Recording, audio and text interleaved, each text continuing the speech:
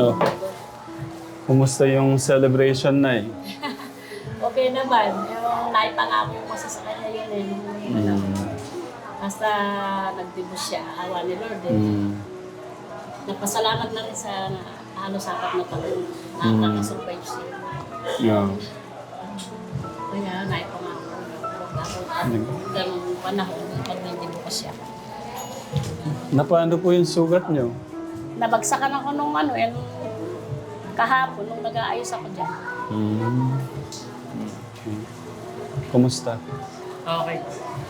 Gano kasaya yung celebration niya?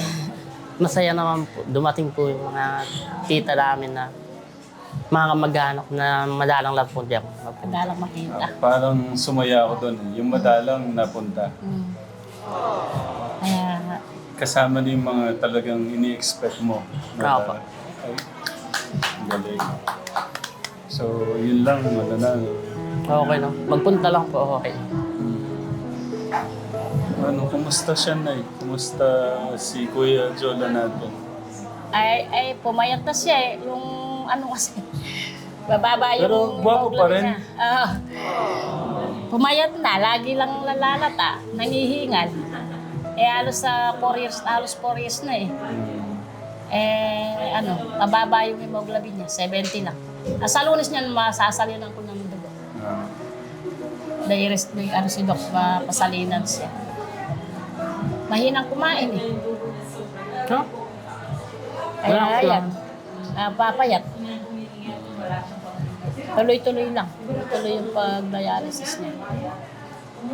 Lagi lang sa kwarto. Kanina, dumating na yung mga hindi niya ina-expect na bisita na mga tito niya na matagal na talaga hindi nakikita. Masaya siya. Napababa siya kanina doon. Ng mga... Kasi matagal na rin din nakikita. Nabigla rin sila. Biglang payat niya. May girlfriend na? Wala. Hindi naman nanliligaw. Maghanap-hanap ka para Wala ba dito, Nay? Hindi naman lumalabas lang ayaw manligaw eh. Wala. Masyadong torpe. Ano yung gusto mo sabihin sa mga nakakamiss sa'yo? Sa mga katekram mo? Na okay lang po ako. Huwag po kayo mag-alala. Lumalaban pa rin po. And miss you all, katekram. Ngayon, Kuya Jolo, ano yung napag-isip-isip mo ngayon parang gano'n na gusto mong i-share sa mga katekram natin? Na dapat po pala hindi iwasan yung pagkain ng mga noodles, maalat, junk foods. Kasi pangit po pala sa kalusugan yan. Eh, hindi po sana ako nagkaganto, nagkasakit. Sana po di naging matigas ang ulo, yung pala yung sinasaway ni Mama na huwag kainin yung mga noodles kasi po palagi yung kinakain yun pag ano. Yun yung parang umano sa isip ko na ay, yung parang Sinunod ko lang po yung yung parang panghinayang mo. Yung ganun. Pinagsisisihan pala. Oo po. Yun yung laging parang tumatakbo sa isip mo na sana pala sinunod ko si Mama, si Nanay para naingatan ko yung sarili ko, parang gano'n. Oo po. Yun yung parang laging umano sa isip mo. Ano yung mga ginagawa mo araw-araw ngayon? Halos dito lang po sa bahay. Iingalin po kasi kapag masyadong magalaw. Ay, pero yung kausap kitang ganyan. Okay lang po. Sa mga co-scholars mo, si ano pala, may update ka ba? Si Ate Mary Chris mo, nasa ano na? Ibang bansa po. Sa Korea. Korea. Tapos si Ate, si Hazel, gagraduate na siya. Si Bless, gagraduate na din. Tapos may mga bagong scholar. Napapanood mo yung gano'n? Madalang po. Pero sa chat po, Chat. nakikita ko. Mm.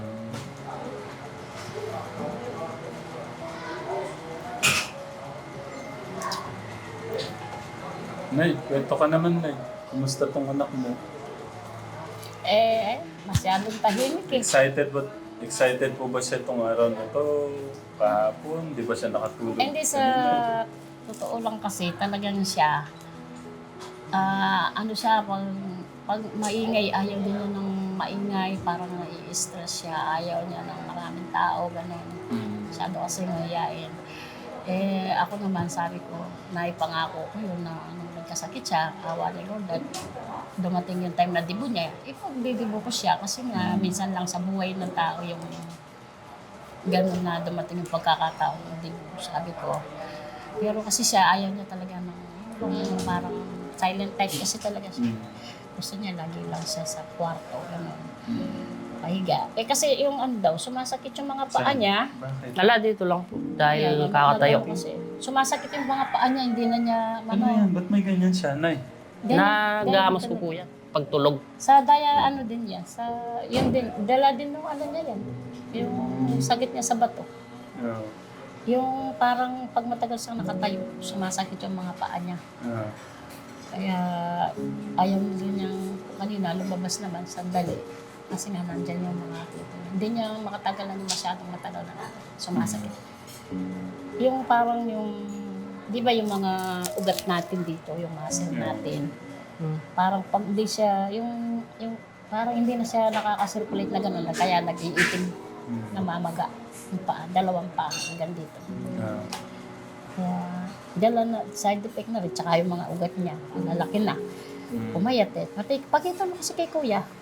Ay, oo nga pala. Yung access ko po. Ba't mo pupunta tapon?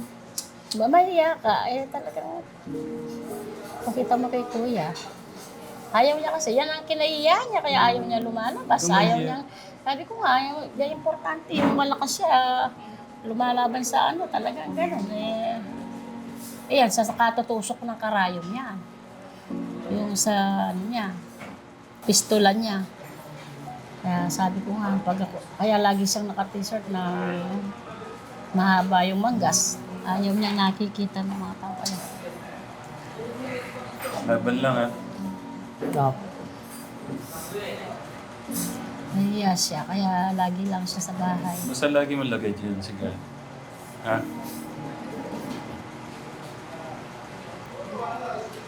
Kaya kanina nga, kada makita siya ng mga tita niya na dumating, nag-iiyakan din. Naaakap siya kasi nga, nabigla sila sa ang laki na nang ipinaya. Bumagsak yung puso ko nung totoo lang. Pero lumaban ka. Lahat nga kami, bagsak na yung puso, lumalaban na Grabe talaga. na pala, no? Ano na pala? Mga Pero ugat, sa dialysis po, sabi nila maganda po. mga ugat yan, naglobo. Laban ka lang. Oo po. Kaya nahiya siya, hindi na, lagi siyang walang imik. Yung pagod ni mama mo, yung sakripisyo ni mama, yun yung routine mo para lumaban ka pa.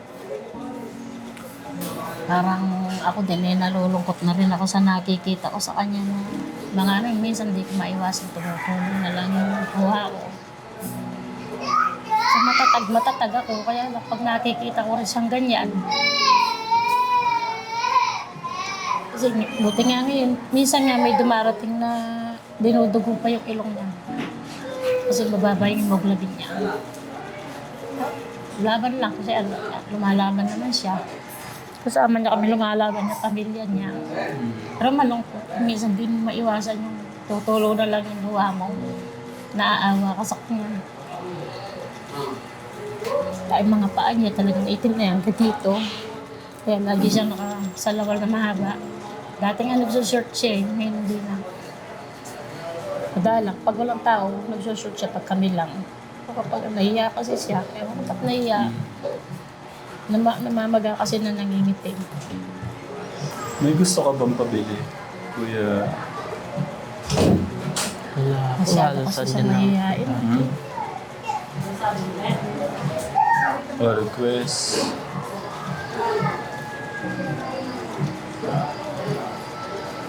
Wala po. Girlfriend?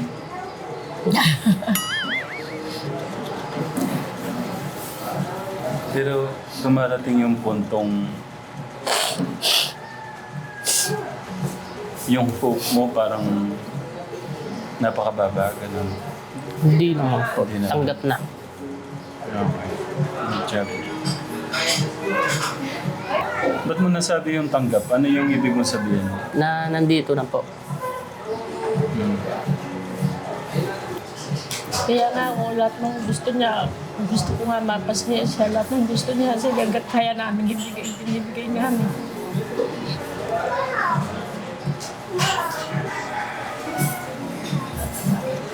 Alam naman din namin na lahat tayo pupunta talaga doon.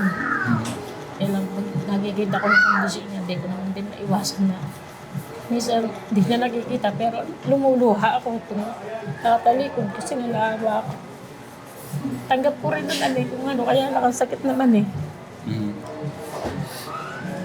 Ano po sabi ng doktor? Ano po yung pinaka-update po na ano sa kanya? Ano yan, sa Lunes, kailangan masalinin siya ng dugo kahit isang bag muna. Tapos, every salang niya, nagtuturo kami ng pampataas ng hemoglobin niya. Kaya lang bagsak eh, 70 lang may get, 140 yung normal, nasa kalahati lang yung pula ng dugo niya. Gano'n na po kadalas yung pagsalin po ng dugo? Madalang Dali, po. Ngayon lang po alis. matagal na, tapos ngayon. Kaya lang madalang kasi every salang niya, nag-aan kami yung inject para sa dugo. Para daw hindi na siya madalas salinan. Eh ngayon, nag-request ang doktor na kailangan salinan sa Lunes kasi parang 70 lang yung hemoglobin niya. Nasa kalahati lang ang pula ng dugo niya. 140 kasi yung normal sa lalaki. Eh kapag kasi ganun bumabagsak, dugo na ano pa yung ulong niya, tawag sa Tagalog. Mababalangin yung gano'n lang. Bababa na nga, dumudugo.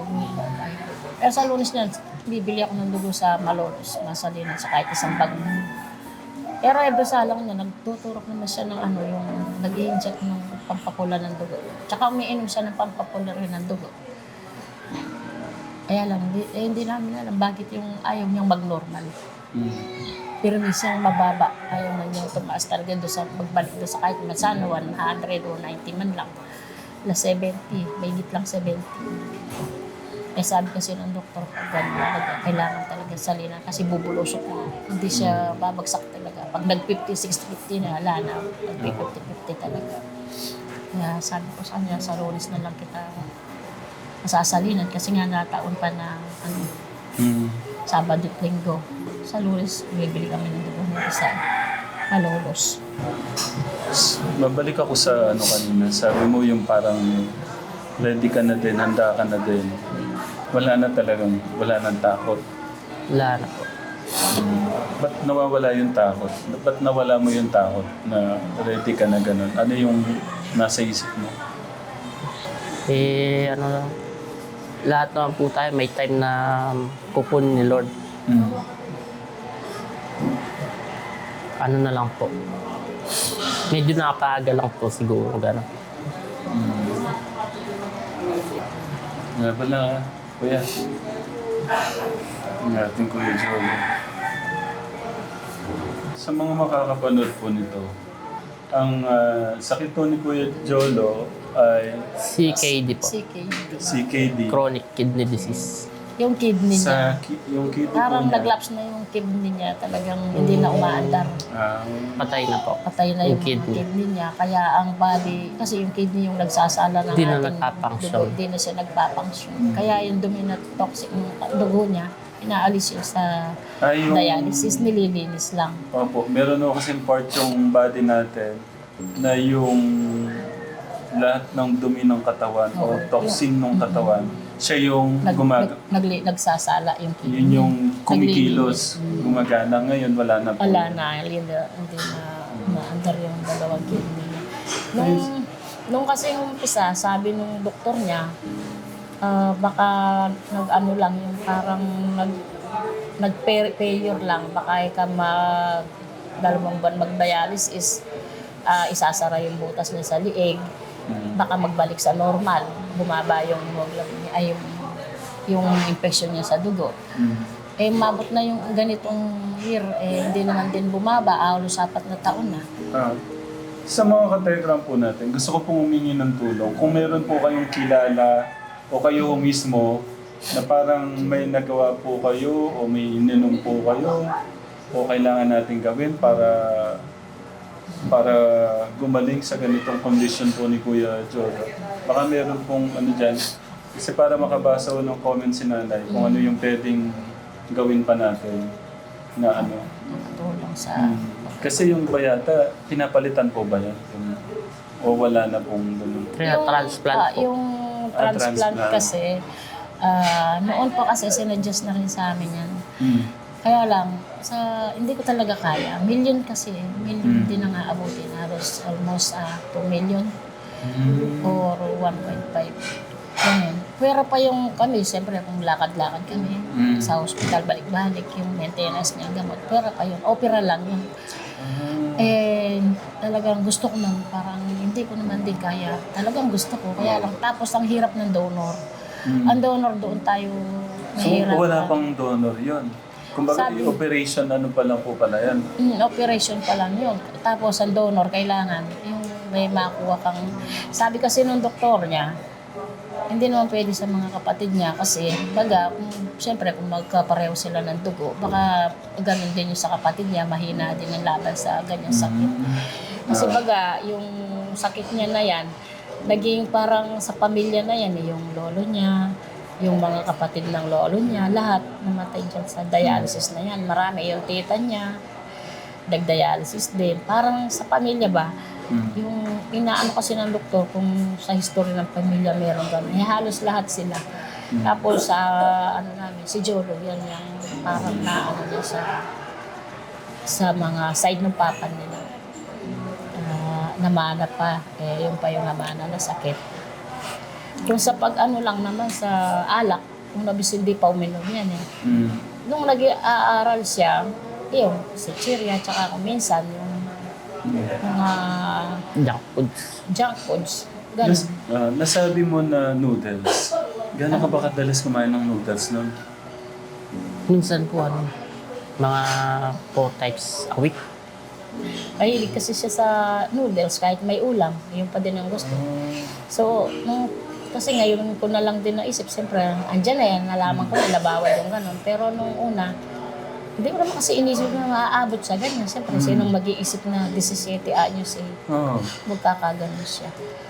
Kaya, pero sabi naman ng doktor, parang history. Doon niya naman, hindi naman disturb sa... Kasi pag inano ka sa hospital, tinatanong nila kung sa history ba ng pamilya, may sakit na ganyan. Nay, birthday wish kay Kuya Jolo. Siyempre, yung mahabang buhay, tapos yung sana gumaling na siya. Basta huwag siyang mag-alala. Andito lang kami, hanggat hindi namin siya pababayaan. Mahal namin siya. Basta luwaban lang siya. Malaban din naman kami lahat para sa kanya. Yeah. Birthday wish mo. Na bigyan pa po ako ng maraming taon ni Lord with my family. Laban lang Lagi natin kausapin si God. Aral ng buhay na pwede mong may share ulit sa mga kababayan natin. Na kahit Huwag anong kumain ng noodles. Hindi, Huwag sige. kumain ng noodles and kahit anong pagsubok ng buhay, laban lang po. Malalampasan natin Tatagal lang kasama po. si God. Opo. Tatagal lang po ang loob. Pray lang palagi. Okay.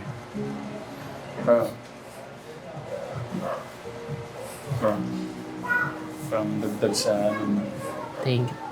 Basta wag mong kakalimutan na lagi kan dito sa puso ko. Mahal kita ha, Kuya Jolo. Mahal ko kayo ni Mama mo. Salamat. Mahal din mo namin. Hindi namin kayo kakalimutan. Maraming salamat po. Madami naman po kayo natutulungan. Laban lang.